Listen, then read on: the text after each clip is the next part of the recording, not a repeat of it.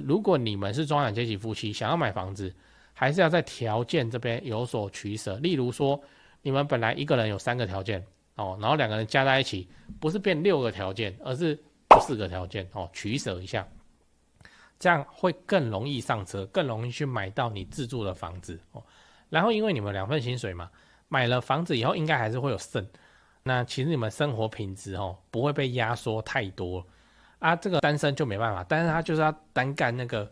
即使是新安哦，他就是一个人要去单挑那些房贷这样哦。那所以中产阶级夫妻，我个人认为哦，要是能够取舍的话哦，不要把条件全部都加在一起这样子去挑，而是说，好了，男生条件，女生条件，然后大家都有提到条件什么，留这个就好。双薪家庭买房陷阱大公开，如何破除心魔，轻松自住哦。先说结论，因为有2份薪水支撑嘛，那你就会设下更多买房的条件，但是买房的门槛往往会变高很多。嗨，我是买房阿元，订阅买房阿元，我先祝你老了有房也有钱。我们上一支影片聊了中产阶级夫妻要怎么挑房客，还没看过的话可以看一下。那今天我来跟你讨论为什么中产阶级夫妻会搞不定自住。那这次来聊一个观众问我的问题，我觉得蛮有趣哦。他问我说，怎么很多中产阶级夫妻明明就双薪却买不了房子？是买不了哦，不是不想买哦。很多单身的中产阶级哦，一份薪水也在买房子，你有想到原因吗？欢迎这个留言一下，我们一起来讨论。我的看法是这样因为标准太高，他想要的太好了。我简单举例屋龄要低社区要有管理，离捷运要近，房子要大最好是高楼层有景观平面车位。有没有这几个条件单单拎出来一个一个看都还好，但是这些优点全部加在一起的房子不是没有，而是中产阶级的夫妻可能负担不起，就会变成这样那就是这个问题。所以你要知道，中产阶级夫妻是更难找自住的房子还有学区的问题嘞。原因是这样因为中产阶级夫妻嘛，2份薪水那很可能就想那我们2份薪水买一间房子应该还可以吧，轻轻松松吧。问题是你们的薪水是一种加法但房价是用乘法来算的。例如说，女生的条件是屋龄要小，社区要管理，离捷运站要近。好，这个就是蛋黄区预售2房可以搞定嘛，对不对？但是加上男生的条件房子要大，最好有一间工作室然后最好是平面车位，然后房价未来还要会上涨，这样是最好的所以你们的目标就会从蛋黄区的预售2房就变成蛋黄区的预售3房，你看门槛提升了非常非常的多，是不是看了你就觉得说哇，台北市蛋黄预售3房，我靠，这个中产阶级到底是要怎么负担？那就会变成说这个中产阶级夫妻就这样慢慢看看，然后也很勤劳的去跑各个销售中心接待中心那中古屋也看他们比较喜欢预售，要看预售，然后就看着这个预售，这个房价怎么越来越高，一案开的都比一案还高，越来越买不起这样。那你说他们是真的很想要去买那个房子吗？我跟你讲还好他们跑去看预售，很多是一个心理安慰的作用而已。反正接待中心就有冷气可以吹，代销也是好声好气跟你讲那就变成说我有在看房子了这件事情就有个交代了谁叫房子那么贵，那就先放着吧，再看看吧。好像看了3年4年5年过去了，房价就又高不可攀了，就过去的叹息都是这样来的。那你要知道中产阶级夫妻要怎么破除心魔。在聊中产阶级夫妻怎么破除心魔之前，我们先来讲说，如果今天把它单独拉一个条件出来会怎样。例如说男生的条件是房子要大，未来要会涨，好，那是不是他就去买蛋白区的中古3房就好了，对不对？可以就符合条件那我会看先猜，如果这个男生他只有自己一个人的话，他就去买啦，对就比较快去买到房子啦，对不对只有自己单身一个人的话，因为他只要满足他自己的需求就好了，他不用对加起来那门槛突然就提高很多。我要表达的事情是，如果你们是中产阶级夫妻，想要买房子，还是要在条件这边有所取舍。例如说，你们本来一个人有3个条件然后2个人加在一起，不是变6个条件，而是4个条件取舍一下，这样会更容易上车，更容易去买到你自住的房子然后因为你们2份薪水嘛，买了房子以后应该还是会有剩，那其实你们生活品质不会被压缩太多这个单身就没办法，但是他就是要单干那个，即使是新安他就是一个人要去单挑那些房贷这样那所以中产阶级夫妻，我个人认为要是能够取舍的话不要把条件全部都加在一起这样子去挑，而是说好了，男生条件，女生条件，然后大家都有提到条件什么，留这个就好这种情况之下的话，中产阶级夫妻2份薪水在付，其实是比那个单身一个人要去单干那个房贷还要有优势很多，压力也不会那么大，对不对？你看我讲的有没有道理？对这几件事情先讲，不然怕忘记。就现在不是房地产吹冷风嘛，这已经是事实了。那我自己的观察是这样跟你分享一下。先说台北台北市、新北市。那台北目前依然持续在成交那成交的行情没有特别的高，也没有特别的低，就行情这样。只是说现在的买方分布已经变成说 50% 是自住换屋那 50% 是财富传承，投资客几乎都离开台北了。那我想这个也不赖嘛，就没有投资客在那边恶性炒作那前面讲到那个 50% 自住换屋很重要的考量就是小朋友的学区所以蛋黄依然非常坚挺那 50% 的财富传承那财富传承讲的就是就天龙人嘛有钱的天龙人，那通常都是怎样？长辈就是看生几个小孩，然后每个小孩一人帮他们买一间这样要给小孩的这种属性，所以他那个也没有要投资，也没有要炒作啦，就是保值就好财富传承那你有钱，你要放在全台湾最顶尖的房地产市场来自住换屋或是财富传承都可以只是说现在成交在4500万以上已经是目前的常态我居然还有观众去买超过1亿的大安区房子，然后他们说我台北前辈的团队服务是非常的顶级他们的家族很满意这样对，所以你要看那些财富传承用的房子或者好学区的房子你就加我前辈的 LINE 小老鼠拜台北，小老鼠买台北这样加了，你就看到他的大头贴那个是助理在顾的那他们会不定期的 po 这些房子给你参考。 OK 那讲完台北，讲高雄高雄的情况是也一样，市场降温那之前的乱买乱出价族群就不见了，我认为这样很好，因为这样子我们就可以专心瞄准重大建设，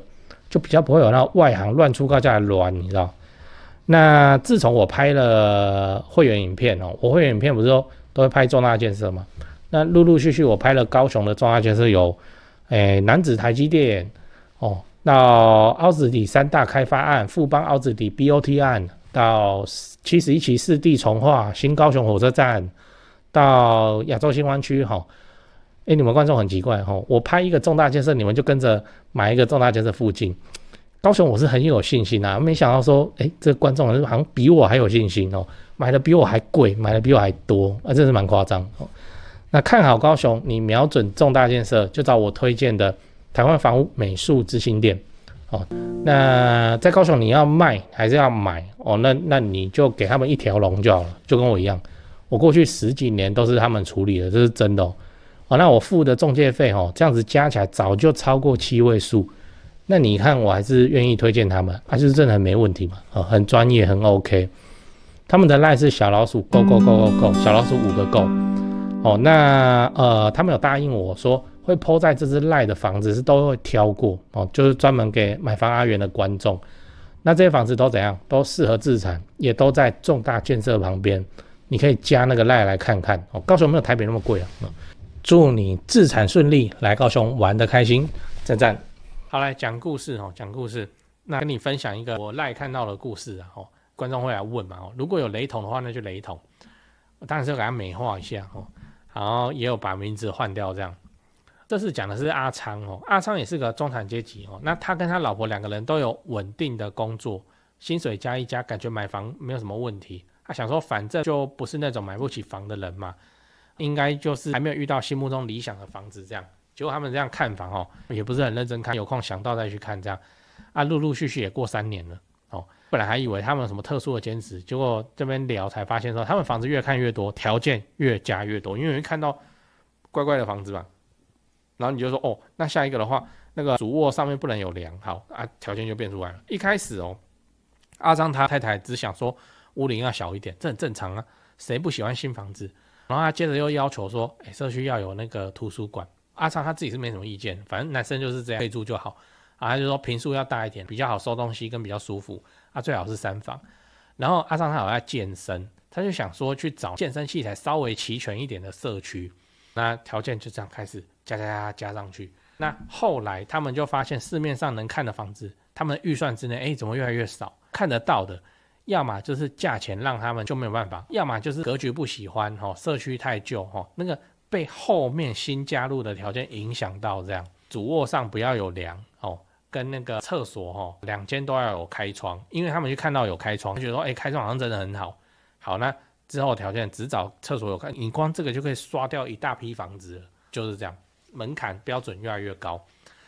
啊，就变成说他跟他老婆，他跟我说他看完以后就气氛都不好，很低落了。那还常常会因为意见不合在那边吵一下，冷战一下。那他老婆常常跟他抱怨说，薪水加起来就不错，怎么买个房子怎么那么难，越看越烦。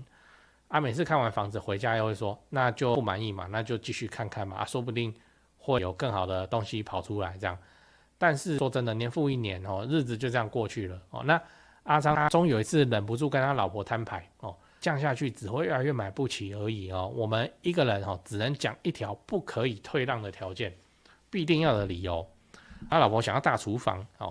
那还要能放得下冰箱跟电器柜，你看这个厨房有多大，就变成这样。他老婆听了沉默很久，那还躲进了房间，可能是没看过阿昌这样那么严肃跟他讲这个等到晚上睡觉的时候，他老婆才问他说2个条件好不好，这样想要住新房子，也想要有漂亮的公社，图书馆还好，漂亮的公社就是喜欢的，就是喜欢这样。那阿昌听到就好，那2个就2个，不要像之前的好几百个这样。那后来他们也去看了，看到一间不算完美，在林口，但是能负担的房子，那生活也就买了嘛，然后就慢慢步上正轨。他跟我讲说，买房其实跟过日子一样，都是来个不满意可接受，这样就好了，不是什么东西都要顶，什么东西都要最好的，而是说你自己也买得起的，然后也适合，这样就好了，不满意可接受就可以了，才能真正的快速拥有自己的家，而不要被一些自己的执念。房子看他们后来不是买了，对还不是在住，那他们先前为自己去下的那些条件到底是有什么意义？这只是阻碍他们，让他们晚了3-4年去买房呢。那你看3-4年的房价涨多少？那接下来就2个人一起好好的过日子啊，那就把日子过得有滋有味，享受自己的人生，就这样。中产阶级夫妻，我个人认为就是你看房子，这个阿昌跟我讲，这让我反映了一件事情。我一开始是想说条件设定好去找房子嘛，因为我自己就是这样做的他跟我讲的是，因为就去看了那些房子，看到有状况的房子，结果他后来的条件就会越变越多，这东西是会繁殖，是会滋生的，所以不知道叫人家多看房子真的是好事吗？至少分享阿昌的故事给你参考，反正就是必定需要的条件有达到，不满意其他的条件加分项不满意可接受就要这样了，就这样子了，不然怎么办？你最近在找室内装潢公司吗？我查到一个有趣的资料讲给你听，就是说民众在找室内设计公司最讨厌遇到的几个状况。来，第一个，设计师承包商收款后跑路，对吗？这确实很糟糕，因为这等于是装潢蟑螂，这就要打诉讼，可是房子还是拆在那边，很讨厌这样。不过我知道有一家不会这样，因为他几千万的门市，在家装潢都是老板自己买自己装的，有那个财务的实力。那现场也有直接可以挑瓷砖、挑板材的地方，大门市找得到人，跑不掉。那真的做爆了的话，也兜得了底，都还赔得起。第二点是施工不良，日后漏水。我都施工了还漏水，这样这也确实很麻烦，因为都住进去了嘛。那到时候为了要修漏水，可能还影响到邻居搞得家里又要变工地。不过我知道有一家不会这样至少豪宅案子也是敢委托他们去做。那第三点是恶意追加费用，预算严重超支，这个也是很糟糕，就是通常是发生在那种跑单帮的设计师就他是先低价报价，然后把案子接进来，然后后面再一直加，反正我都拆下去了，那你不加也不行，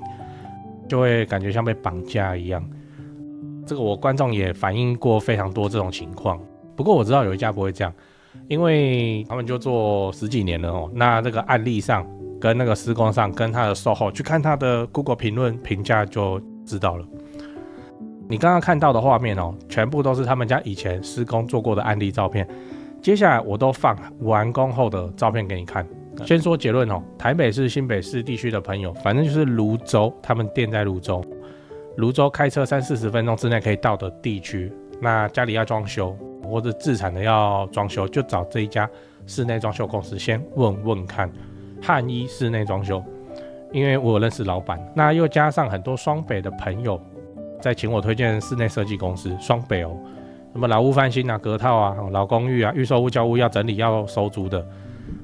我就推荐这一家汉一室内装修。汉一陈老板案件经验非常丰富，他给我历年来的施工照片，案场超过100场，照片超过27000多张，我都不知道怎么挑。那加这个 LINE 可以跟助理先描述你的需求，甚至直接传屋况的照片，初步谈一谈之后，应该就会去丈量了。室内设计是这样，就你找谁不是找，就是找而已嘛，就是怕被骗、怕被敲而已嘛。那我推荐，我信任汉一陈老板。